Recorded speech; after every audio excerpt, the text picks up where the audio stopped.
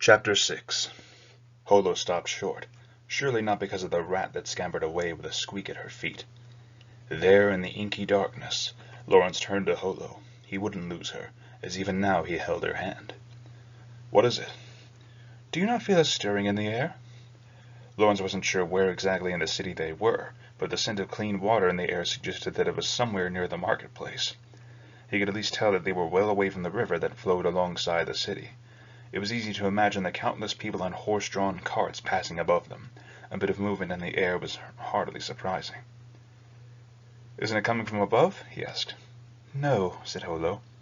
He could tell she was glancing this way and that, but they were in a tunnel. There were only two directions to go. "If I had whiskers, I would be able to tell." "Are you sure it's not your imagination?" "No. There's a sound. I can hear it. Water? A sound of splashes." Lawrence's eyes widened at his instinctive thought. They were being pursued. "It's from ahead. This won't do. We must retreat." Before Holo could finish, Lawrence had turned on his heel and began running. Holo scrambled to follow him. "There are no forks in this path, yes?" "The path we were taking was direct. Going the other way, there's one branch. Take that, and it becomes a complicated labyrinth." "I don't know that even I could keep from getting lost here." "Whoops!" said Holo as she stopped in her tracks again. Their hands came apart at the sudden stop, and Lawrence stumbled. As he hurried to turn around, it seemed like Holo was facing back the way they'd come. "You, cover your ears." "What? Why?" "Even if we run, they'll catch us. They've loosed the hounds on us." If they were being pursued down a straight path by well-trained hounds, it was hopeless. Holo could see quite well in the dark, but the dogs had their noses and ears. They had no weapons with which to fend the beasts off save the silver dagger Lawrence always carried. They did have something rather hound-like, though. Holo the wise wolf. "So foolish sounding, that baying," said Holo. Lawrence could now faintly hear the hounds' cries. It may have only been the overlapping echoes, but from the sound, Lawrence guessed that there were at least two animals. What was Holo planning? "I'm not certain, but it'll do if they're too stupid to understand this. Anyway, cover your ears." Lawrence did as he was told and plugged his ears. He'd figured it out. Holo was going to howl.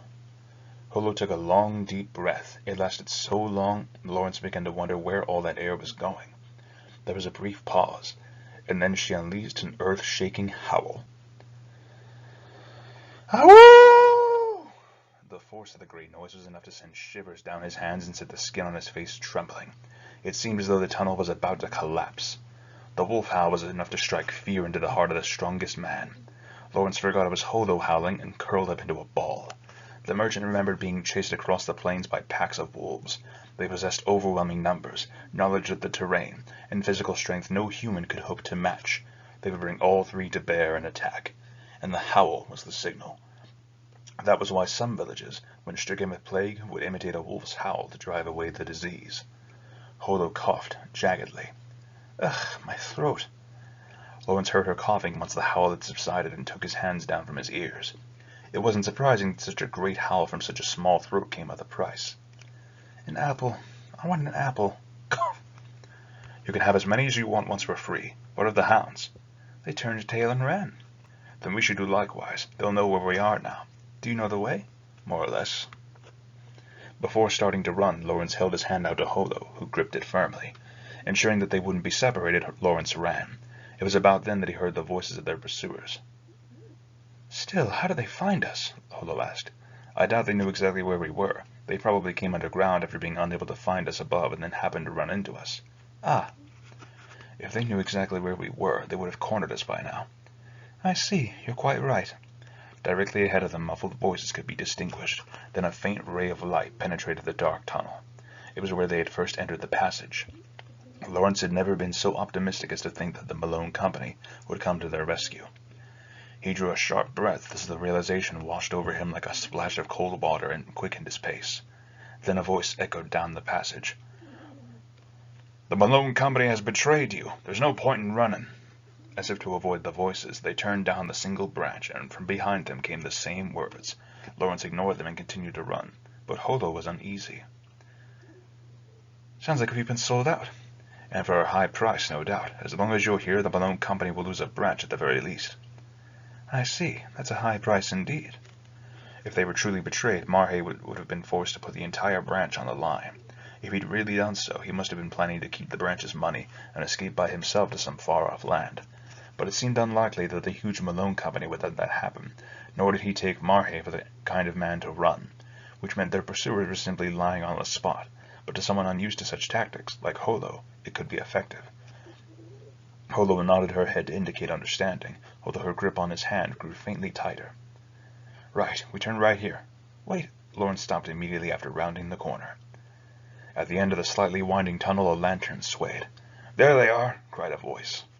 Lawrence immediately took Holo's hand again and ran back along the path they'd first taken. Their pursuers broke into a run as well, but their footfalls did not reach Lawrence's ears. Do you know the way? I do. It's all right, said Lawrence impatiently, but not because he was out of breath. The paths were strangely complicated, and all he could remember from what the Malone employees had told him were the paths that connected the entrance and exit. It wasn't a lie to say he knew the way, but it wasn't the truth either. If which way to turn, left or right, after how many intersections, then it was true. If not, it was a lie. His head filled with strange illusions that threatened to blank everything out. The sound of a column of mice running through the forest, tripping over the rubble of a crumbled stone wall. Traveling merchants had to remember complicated figures about how much they owed and how much they were owed. So they tended to have confidence in their memory. But Lawrence's confidence lasted for only a moment after he asserted it. The twisting tunnels were just too complicated. Another dead end?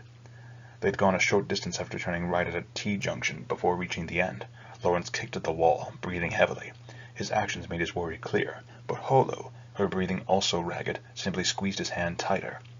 The Medio Company had apparently decided it was important to capture both of them, and they'd sent ample manpower to accomplish it. Their footfalls and shouted voices echoed through the halls. There were so many that even Holo couldn't be sure of their number. The companions' anxiety made them imagine a great swarm of men pursuing them, more numerous than ants. Damn, we'll have to head back. I don't remember anything else. If they pushed ahead into unknown passages, there would be no going back. Lawrence's memories were already quite shaky, but seeing Holo nod her assent, he didn't say so, not wanting her to feel any more uncertain. Can you still run? He asked. Lawrence was a hale and hearty traveling merchant, and despite his fatigue, he knew he could still run. But Holo could only nod her head in answer. Perhaps her human body wasn't as capable as her wolf form. Just a bit, she said hastily as she gasped for air. Let's find a place to... Lawrence began. He was going to say rest, but he caught Holo's glance, and the word never got out of his throat. Her pupils glowed keenly in the darkness, every inch of the forest predator scanning its surroundings. Heartened to have someone like Holo as his companion, Lawrence quieted his breathing and listened carefully. Crunch, crunch, came the sound of their pursuers' cautious footsteps. From where Lawrence was standing, it sounded as if they were coming from a passage that led off to the right some distance ahead. The path they'd taken was now directly behind them. If they doubled back on it, many possible paths branched off of it. They hoped to guess the timing and run back, then escape down one of those paths. Crunch, crunch, came the sound as the footsteps grew closer. There was still a wall between them and the source of the noise, which was encouraging, but the footfalls were incessant. It was as though the Medio men were purposefully causing a commotion as they talked in some kind of incomprehensible code. Lawrence felt as though they'd already fallen into the trap, and their pursuers needed only to toss a net out to capture them. He gulped painfully, gauging the timing for their sprint. He hoped to run as soon as there was another shout from the Medio Company people. It was not a long wait. Another sound came from the direction of the footsteps, a sneeze. Lawrence took this as a blessing from the gods and grabbed Holo's hand tightly in preparation to run. Achoo! It sounded as though whoever sneezed realized his mistake and tried to muffle the sound with a hand. But it was more than enough for the two to begin their flight. They turned left at the first junction. Just then, something black crossed in front of their faces. Lawrence realized it was no mere rat when Holo began to growl. What? Shit! Here! They're here! A small, almost child-sized clump of darkness wove this way and that before Lawrence. He felt something hot on his left cheek. He realized it was a knife wound when he put his hand to it and felt the warm wetness there. When he realized that Holo had abandoned escape and even now had her teeth in the arm of their knife-wielding attacker, Lawrence, too, lost control. Strengthened by hauling loads heavier than themselves over mountains and across plains, traveling merchants had fists as hard as silver. Lawrence put all his strength behind his right fist as he punched, hitting the man Holo was attacking square in the face at a slightly upward angle. There was an awful squishing sound, as though a frog had just been stepped on, as Lawrence's fist connected. With his other hand, Lawrence reached out for Holo and snagged the back of her shirt, pulling her back to him. The shadow that the fist had struck tumbled slowly backward. There was no time to say anything. Lawrence took off running, trying to find a different path, but he soon realized that the sneeze had been a ploy to flush them out. As the body hit the ground with a whump, Lawrence felt a shock as the blood in his veins suddenly reversed direction. The moment they tried to turn, a blade thrust directly into Lawrence. "O holy God, forgive me my sins." Hearing his opponent's words, Lawrence realized this man intended to kill him. There in the darkness, his assailant held his breath, surely thinking he had in fact slain his target. But the gods had not yet abandoned Lawrence. The knife found purchase in his left arm, just above his wrist. "Before you think about your sins," said Lawrence, raising his leg and delivering a vicious kick to the man's thigh, "regret your daily deeds." The man dropped soundlessly, and Lawrence grabbed Holo's sleeve with his right hand and sprinted past him. The sounds of the Medio company closing in echoed all around them. They veered down a path to the left, then went immediately right, but not because of some plan or because Lawrence remembered the way. They simply ran. Stopping was not an option. Lawrence's left arm felt heavy, as if it were sinking into a swamp, and it burned as though impaled on a piece of red-hot iron. His left hand was cold, perhaps from the blood that flowed freely from the wound in his arm. He would not be able to run much farther. Lawrence had been wounded several times in his travels. He knew the limits of his own body. It was hard to tell how far they'd come into the darkness. The confused echoes of their pursuers eroded his fading consciousness like rain over grasslands. Whenever their pursuers started to sound distant, he had no energy left with which to worry about Holo. He didn't know how long he'd be able to keep going. "Lawrence." When he heard someone calling his name, he wondered if it was the Grim Reaper already. "Lawrence, are you all right?" He returned to himself with a start, realizing that he was leaning against the wall of the tunnel. "What a relief. You weren't moving when I called to you." "I'm okay. Just a little sleepy," Lawrence said. Lawrence wasn't sure if he succeeded in smiling. An irritated Holo hit him in the chest. "Pull yourself together. We're almost there." "We're almost where?" "Did you not hear me? I said I can smell the warmth of the sun ahead. There must be a way to the surface close by." Lawrence had no memory of hearing this at all, but he nodded, righting himself, and staggered forth. He realized his arm had been bandaged with cloth. "This bandage? I tore my sleeves off to patch you up. You didn't notice?" No, of course I noticed. I'm fine." Lawrence made sure to give a reassuring smile. Holo said nothing. When they continued walking, though, she led the way. "Just a bit farther. We'll take this passage, then turn right," she began, taking Lawrence's hand, but then stopped short. He could tell why. More footsteps behind them. "Hurry, hurry," said Holo hoarsely. Lawrence quickened his pace, feeling near the end of his strength. Although their pursuers were getting closer, they were still some distance off. As long as they could climb to the surface, Lawrence imagined they would be able to convince the citizenry to help them, given his condition. The Medio company probably wouldn't want a scene in front of so many witnesses.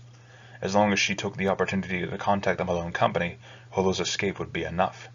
The top priority now was to meet with the Malone people again and re-strategize. Lawrence mulled this over as he heaved his body forward, though it seemed to grow heavier by the second. At length, just as Holo said, he saw light ahead. The light shone from the upper right down to the left. The footsteps behind them grew closer, but it looked as if they were going to make it. Holo pulled harder on Lawrence's arm to hurry him forward. He tried his best to keep up. At the end of the path, they turned right. "It goes to the surface, just a little farther." Vitality had returned to Holo's voice, and Lawrence pressed forward, encouraged.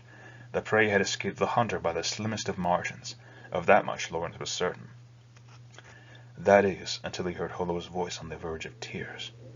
"No," she said. Lawrence looked up.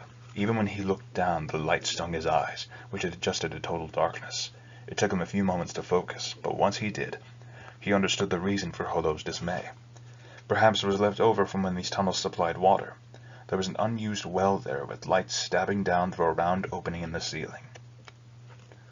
But the hole in the ceiling was too high. Lawrence stretched and could just barely touch the ceiling, but the well opening was even higher than that. Without a rope or a ladder, it was simply impossible for the two of them to escape. Lawrence and Holo fell silent, despairing like loan sharks looking down the long path to heaven. Then, as if to confirm that they were well and truly cornered, the source of the footsteps behind them rounded the corner. Found them! A voice cried, at which point the pair finally looked back. Holo looked up at Lawrence, who drew his dagger with his good right hand, and with a movement so slow it was as if she were under water, blocked the path between her and their pursuers. Back up! Lawrence planned to advance, but his legs had no more strength left in them. He was rooted to the spot, unable to take another step. You can't! You're through! Said Holo. Hardly. I can still move, Lawrence managed in a nonchalant tone. Turning to look at her over his shoulder would have been impossible, though. Fool, you don't need my ears to know that's a lie, snapped Holo. Lawrence ignored her and fixed his gaze straight ahead. He saw 5 Medio men at a glance, each wielded a knife or staff, and more footsteps signaled reinforcements on the way. Despite their overwhelming advantage, the 5 men did not converge, choosing instead to stop at the corner and scrutinize the pair. Lawrence imagined they were waiting for backup, though 5 men were more than sufficient to take both him and his companion. Lawrence was obviously in no shape for a fight, and Holo was just a girl. But the men held fast, and at length more arrived. The first 5 looked back, then stepped aside. Ah! Holo made a sound as a figure rounded the corner. Lawrence, too, nearly spoke. The man rounding the corner was none other than Yare. I wondered, given the description we got, he said. But to think it really was you, Lawrence.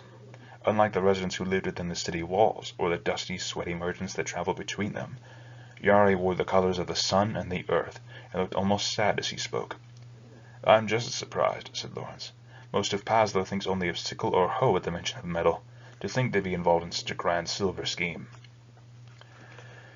There are a few who understand this transaction, said Yare, as if it wasn't his village at all, which was understandable given his attire. The depth of his connection with the Medio Company was self-evident in its color and texture.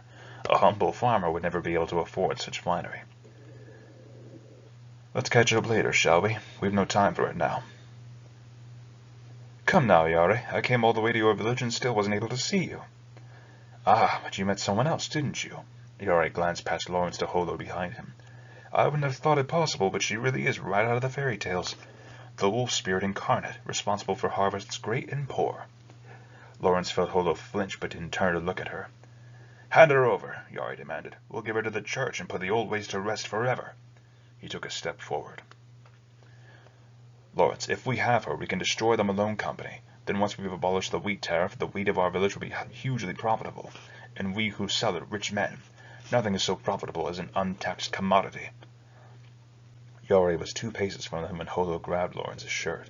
Despite his dizziness, he could feel her hands trembling.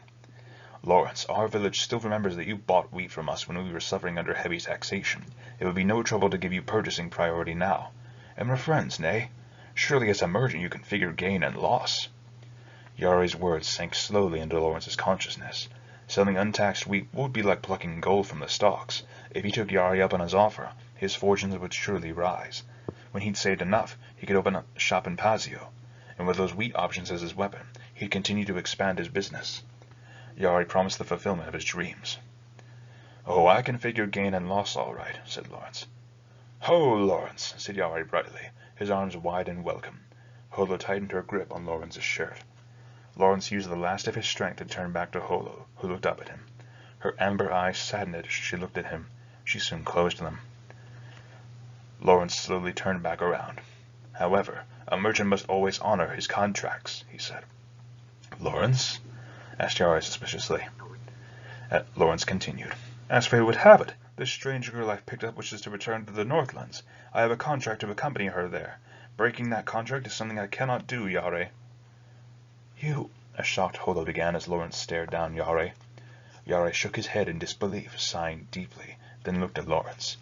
In that case, I had no choice but to fulfill my contract. He raised his right hand, and the gathered Medio henchmen, who'd only watched until that point, took aggressive stances. I'm sorry our friendship was a short one, Lawrence. A traveling merchant is always saying goodbye, replied Lawrence. You can kill the man. Bring the girl alive. Yare's voice was cold now, like a different person entirely. The Medio lackeys advanced. Lawrence held the dagger fast in his right hand, but he was still unable to take a step either forward or back. If he could somehow buy them just a bit more time, the Malone Company might yet come to their rescue. He clung to that hope as he waved the dagger about clumsily. In that moment, Holo flung her arms around him. Holo, what are you... Her slender arms held him fast, then forced him to the ground. He wondered where she'd gotten this sudden strength, but then realized it was probably because he had no power left to resist. Holo couldn't actually support his weight, so Lawrence half fell backward, landing on his rear. The impact dislodged the knife from his hand. Lawrence reached for the dagger and tried to get up, but he couldn't manage it. Unable to support even his outstretched arm, he fell forward. Holo, the dagger. That's enough. Holo? She gave no response save putting her hand to Lawrence's outstretched arm. This may hurt a bit. Please bear it. What? Lawrence failed to utter another word before Holo undid the bandage on his left arm and snipped at the exposed wound. Suddenly his memory returned. He recalled their conversation when they first met, when he made her prove she was truly a wolf. He remembered her nonchalant reply. To assume her wolf form, she needed either a bit of wheat or fresh blood. What are you doing? Hurry, take them! Yare shouted, and the Medio henchmen, whose advance had been stalled by Holo's strange actions, regained their senses and began to close in. Holo closed her eyes, bared her fangs, and sank them into Lawrence's wound. She's drinking his blood! Holo opened her eyes slightly at the shout and glanced at Lawrence. He couldn't have conjectured as to his own expression, but Holo seemed to smile sadly at him. After all, only a demon would drink blood. Don't fall back. She's an only possessed girl. Get her! Yare's exhortations were no use. The men were frozen in their tracks. Holo slowly pulled her mouth back from Lawrence's arm. Her transformation had already begun. I'll always, she began as her long hair began to stir, transforming into animal fur. Her arms, visible through her torn sleeves, took the form of wolf paws. I'll always remember that you chose me. She cleaned the blood from the corner of her mouth with her bright red tongue, rather than her hand, an image that lingered with Lawrence. Lawrence, she said, standing and facing him. She had a small, sad smile on her face as she spoke her final words. Please don't look at me.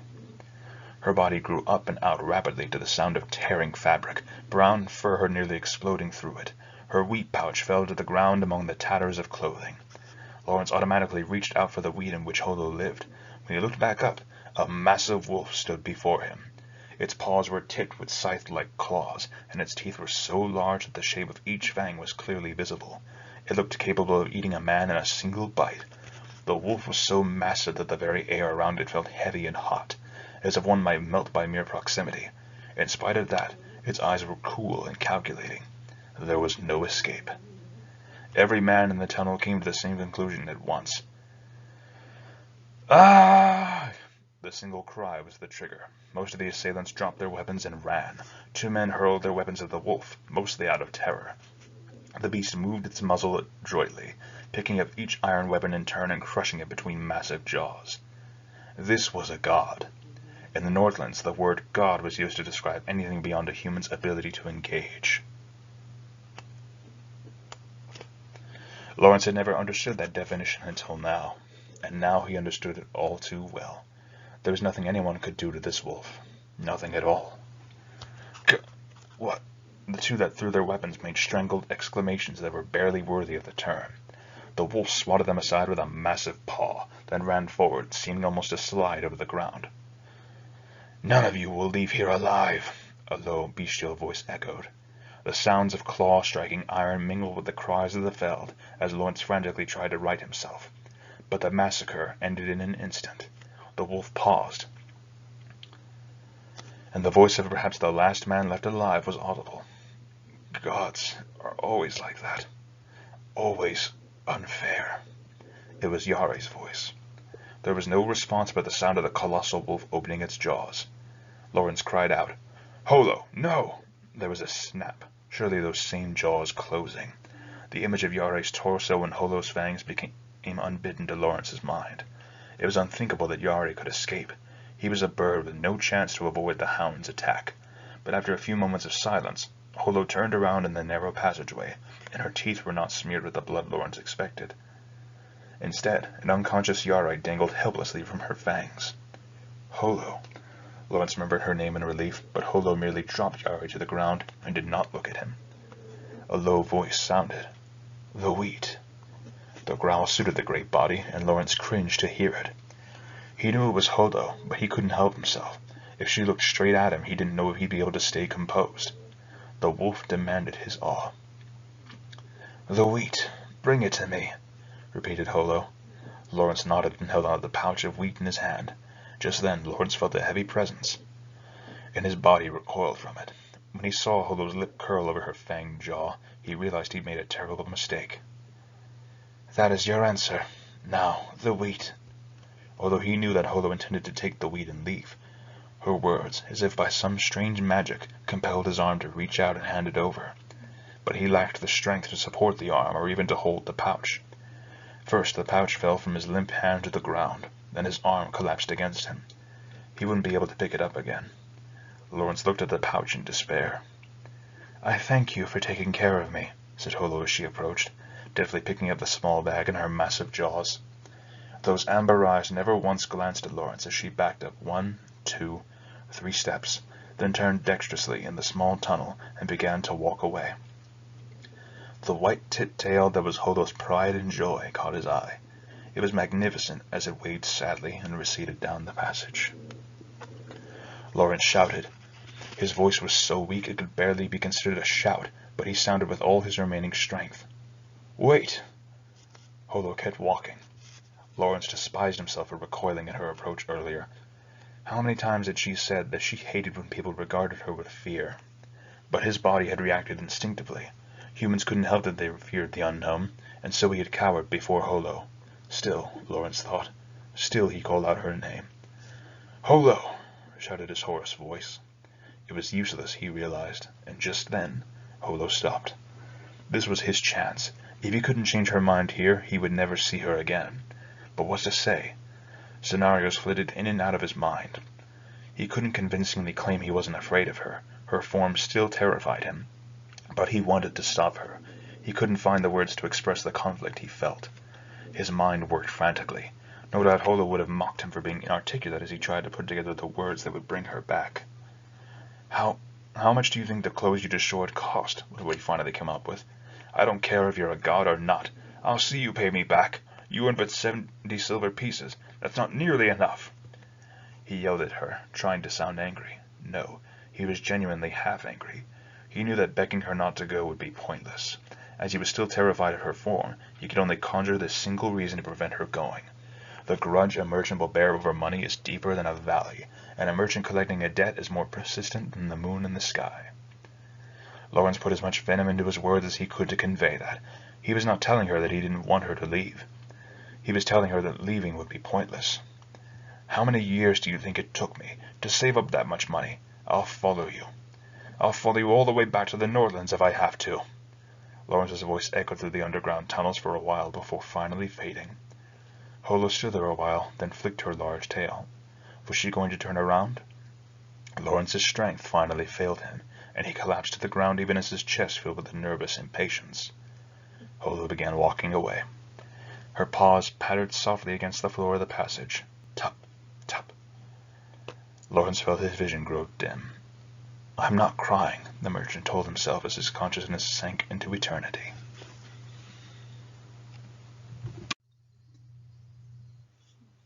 Epilogue.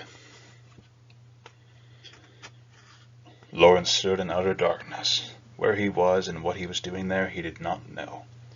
Darkness hung in every direction, but strangely, he could see his own body. He wondered where he was. As he pondered it, he caught a flash of something out of the corner of his eye. He turned to face it reflexively, but there was nothing. He rubbed his eyes, thinking it had been his imagination, when again the shape flitted across the corner of his vision. Was it a flame? He turned again to face it, and this time managed a good view of the shape. It was a chestnut-brown something, waving. He stared at it, finally realizing that it was no flame. It was fur. It was a long clump of brown fur that waved, and it was tipped with a white tuft. Lawrence's eyes widened and his breath caught. He sprinted toward it. That tail, that white tuft. It was Holo. There was no mistaking Holo's tail. It grew smaller as it waved, and Lawrence called out for it as he ran with all his might. But no sound issued from his mouth, and the distance to Holo's tail never diminished. His feet seemed to grow heavier, which frustrated him. He gritted his teeth, and even as he realized the futility of it, stretched out his right hand. Holo's tail abruptly disappeared. At that moment, Lawrence blinked and looked up at an unfamiliar ceiling. Ugh. He sat up with a start, and pain immediately shot through his left arm. For a moment he was confused, but the pain brought his memories back in a rush. The Medio Company pursuing him, his arm being stabbed, being cornered, and Holo leaving him. Remembering her tail waving forlornly as she receded, Lawrence sighed. Trapped in a body that could sit up only with effort, he wondered if there was anything else he could have said to her. The question loomed in his mind, dwarfing the more important issue of where he was. "Ah, so you're awake, are you?" Lawrence turned to face the unexpected voice, and saw Marhe in the doorway. "How are your injuries?" Marhe walked toward Lawrence, documents in hand, and opened the window beside the merchant's bed. "Better, thanks to you." A pleasant breeze blew in through the window, carrying sounds of hustle and bustle from which Lawrence inferred that he was in a room at the Malone Company, which meant they had come to his rescue after all. "I must apologize for putting you in such danger through our ineptitude." No, my companion was the cause of all this originally." Marhe nodded at Lawrence's words and paused, seeming to choose his next statement carefully. "Fortunately, you were never discovered by the church, and the disturbance happened underground. If the church had seen your companion's true form, well, it's quite possible the entire company would have been burned as heretics." "You saw her true form?" Lawrence asked, stunned. "Indeed. The people we sent to rescue you returned with a report that there was a giant wolf that said it wouldn't hand you over until I came personally." There was no reason for Marhe to lie, which meant that after Lawrence lost consciousness, Holo returned to him. "What of Holo, then? Where is she?"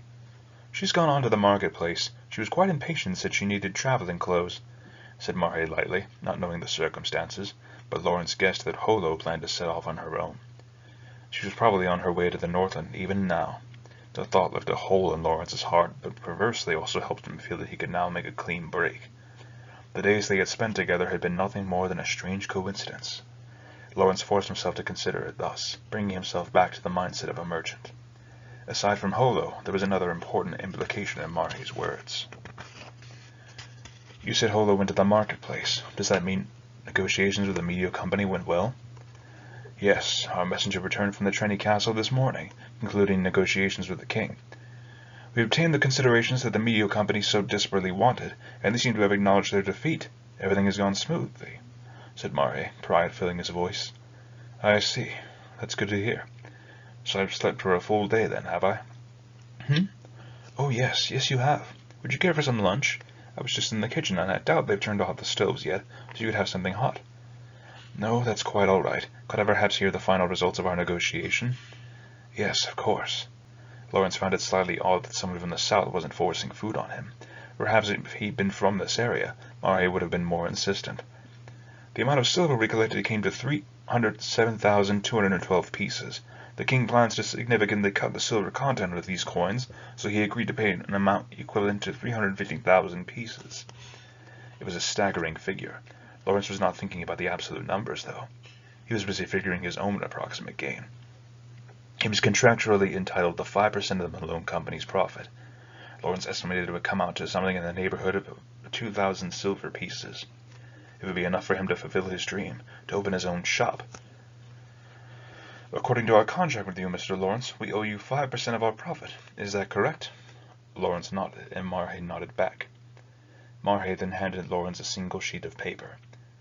"Please confirm this," he said. Lawrence didn't hear him. An unbelievable figure was written on the paper. What's 120 pieces, 5% of our profit," said Marhe coolly. Yet Lawrence did not become angry. The paper made it clear what had happened to the gain they'd expected. "The cost of transporting the coins, the transfer fee when the king paid us, the silver tax, and the cost of processing the contract. His advisors undoubtedly put him up to it. They knew they would have to give up those special privileges, but wanted to limit their losses in the silver exchange as much as they could." Looking at the details, he could see that the king had very cleverly exploited his position to get as much money back from the Malone Company as he could. In addition to requiring that the company pay for the collection and transport of the coins, he made them remit the silver coins directly rather than using a note of exchange. The transportation had been hugely expensive, running into the tens of thousands of pieces after including horses, lock boxes for the money, and guards. The king had even charged them an exorbitant amount for the drawing up of the contracts. Though the signer on the Malone side was a wealthy merchant of noble descent from the south who operated his own branch of a large company, he was far from a king. There was no question of who held the upper hand. The Malone company had to simply accept the charges. We calculate that our final profit was 2,400 pieces, 5% of which were remaining to you as per our agreement. Lawrence had schemed like a man possessed, been stabbed in the arm, for 120 silver coins.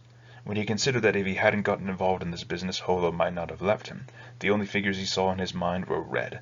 It simply hadn't been worth 120 coins. But a contract was a contract. He had no choice but to accept it. Sometimes there were gains in life, and sometimes there were losses. It was a simple reality of being a merchant. He supposed that he should be happy not to have lost his life, to have come out 120 silver pieces ahead. Lawrence nodded slowly. This is not something we expected. The outcome is regrettable, said Marhe. Unexpected outcomes are part and parcel of business, replied Lawrence.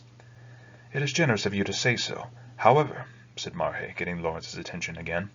Marhe's tone had brightened for some reason. Unexpected situations can also work out happily. Here. Lawrence accepted a second sheet of paper from Marhe, his eyes flicking over its contents. He immediately looked back up at Marhe in shock. The Medio Company badly wanted those special privileges, and they knew the silver they'd collected was going to depreciate rapidly soon. So it was like holding on to debt. They expected they'd be able to turn a profit with that terror of authority, and they would do anything to get it. They made us an offer almost immediately. The document in Lawrence's hand stated that his share of the profit from this exchange was 1,000 silver pieces. 1,000 pieces? Is this really acceptable? It is a trifle, said Marhe with a smile.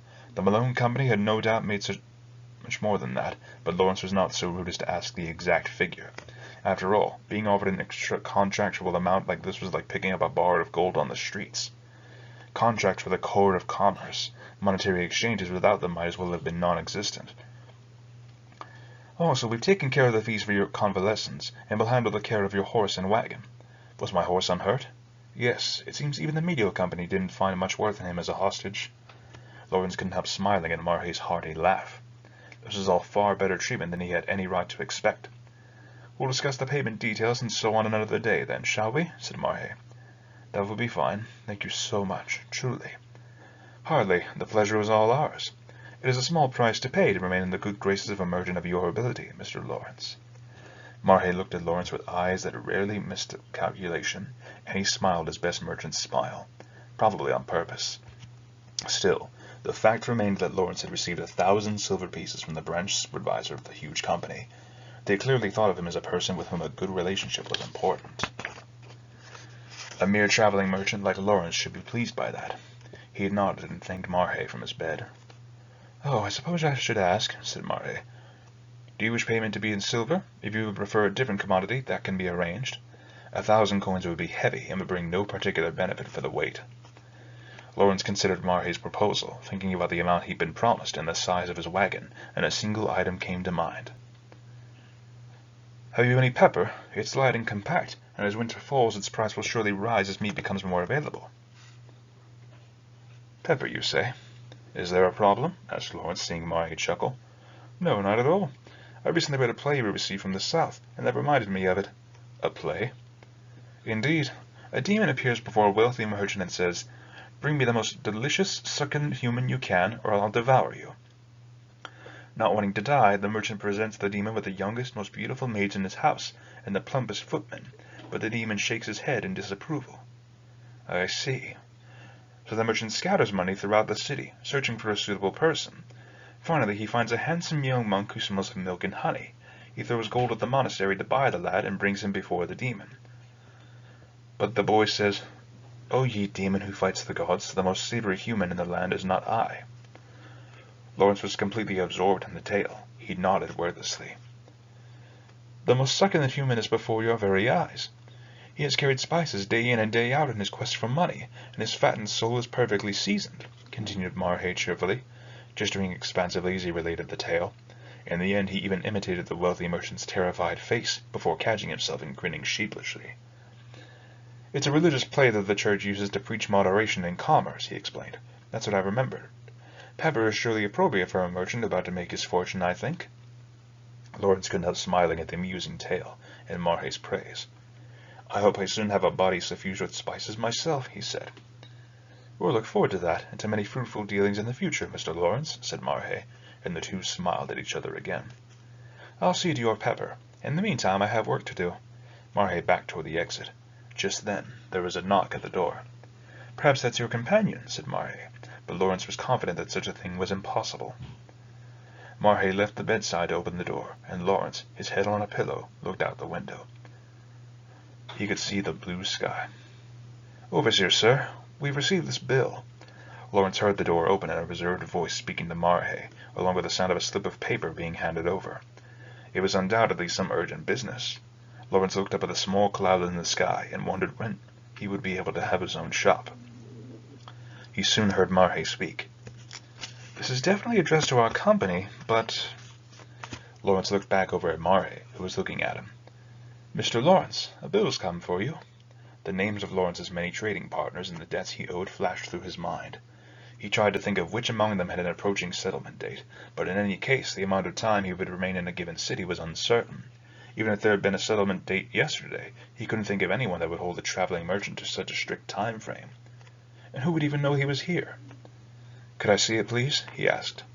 Marhe took the bill from his subordinate and brought it to Lawrence. Lawrence took it and skipped past the standard contractual section, coming to the details at the end. He thought that if he would see what the bill was for, it might tell him who it was from. But the items on the bill did not ring any bells. Lawrence said, cocking his head curiously, but suddenly he sat bolt upright.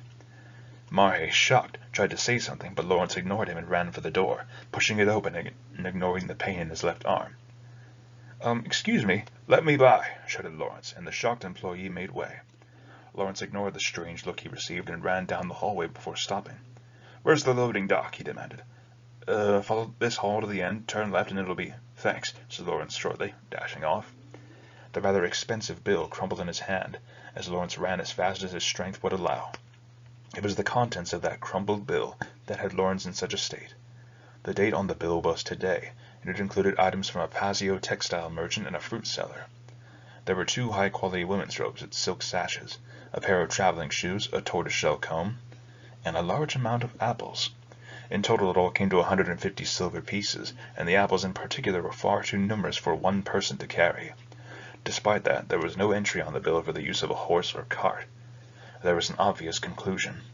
Lawrence arrived at the loading dock. Mountains of products of every sort were lined up, with everything from goods brought from afar to exports about to leave. The dock overflowed with the horses and the shouts of people. The chaotic scene was just another day at the prosperous Malone Company. Lawrence scanned the surroundings for what he knew must be there. The large loading area was filled with horses and carts. Lawrence ran around, even slipping up a clump of scattered hay, before catching a glimpse of his own familiar horse and wagon, and approaching it. The other people working in the loading area looked at him strangely, but Lawrence took no notice of them, fixated on just one thing. In front of a wagon bed piled high with apples, a small figure held a beautiful piece of fur in her hand, combing it with a tortoise-shell comb. She wore an obviously expensive robe and a hood pulled low over her head. After a time, she ceased her combing and sighed.